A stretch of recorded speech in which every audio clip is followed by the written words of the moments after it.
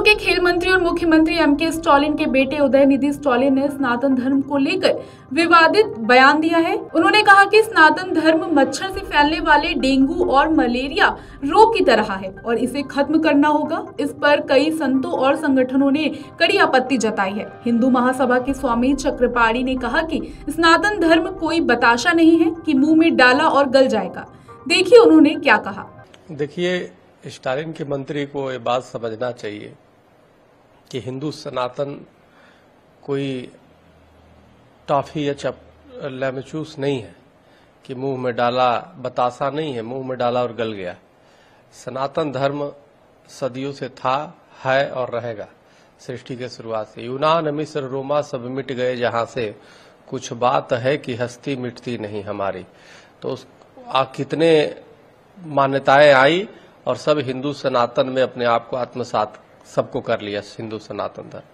देखो, यह बड़ी दुर्भाग्य की बात है कि जो अभी राजनीतिक लड़ाई चल रही है, ये जितने इंडिया से जुड़े हुए गठबंधन के लोग हैं, इंडिया गठबंधन में है, वो मोदी जी से और बीजेपी से नहीं लड़ रहे हैं, वो हिंदू सनातन धर्म से लड़ रहे हैं। उनका उद्देश्य है कि हिंदू सनातन कैसे समाप्त हो। यह अब लड़ाई मोदी जी में और इंडिया गठबंधन में नहीं है। अब ये लड़ाई बीजेपी और इंडिया गठबंधन से अब नहीं है। यह लड़ाई अब विचारधाराओं की हो गई है, सूर और असुरों की लड़ाई हो गई है। यहाँ सत्य अब असत्य की लड़ाई हो गई है। और सूर असुरों का मैं इसलिए कह रहा हूँ, एक व्यक्ति है, एक इंडिया गठबंधन है जिसके लोग श्रावण में ही मांस खाना शुरू कर देते हैं। एक हिंदू सनातनी है जो अपनी परंपराओं को बचाना चाहता है। एक है कभी दूसरे अब सत्ता पक्ष के लोगों ने, चाहे हम लोगों ने तो ये कभी नहीं कहा कि स्टालिन विचारधारा को खत्म कर दो, क्रिश्चियन पे हमने टिप्पणी नहीं किया, इस्लाम पे टिप्पणी नहीं किया, लेकिन वो बार बार हिंदू सनातन को क्यों टारगेट कर रहे हैं। उनको अगर आपत्ति हो तो मोदी जी पे टारगेट करते, आप भी सत्ता पक्ष के बारे में, उनके नीतियों के बारे में बोलते, लेकिन वो हिंदू सनातन पे इसीलिए आ रहा है क्योंकि उनकी सबसे बड़ी समस्या हिंदू सनातन है। और आप देखना, यही मंत्री जब चुनाव आ जाएगा तो ये दिखाने के लिए, हिंदुओं को भ्रमित करने के लिए काल नेमी की तरह अपने ओट कोट पे ऊपर जनेऊ पहन के घूमेंगे, मंदिर मंदिर घूमेंगे। तो हिंदू सावधान हो जाए।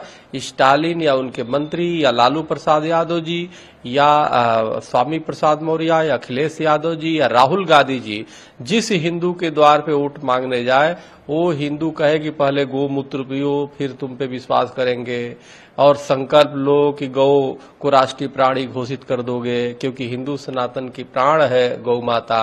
तो इसलिए विपक्ष को अग्नि परीक्षा देनी होगी, विपक्ष को परीक्षा देनी होगी। हम क्यों आप पर विश्वास करें?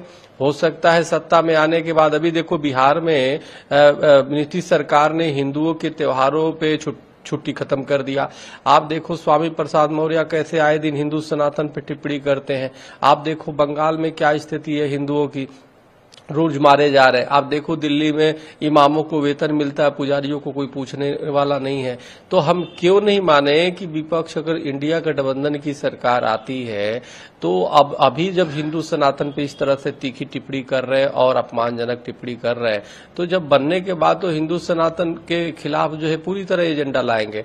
बता दें कि उदयनिधि ने कहा कि कुछ चीजें हैं जिन्हें हमें खत्म करना है और हम सिर्फ विरोध नहीं कर सकते। मच्छर, डेंगू, कोरोना और मलेरिया ऐसी चीजें हैं जिनका हम विरोध नहीं कर सकते, हमें उन्हें खत्म करना है।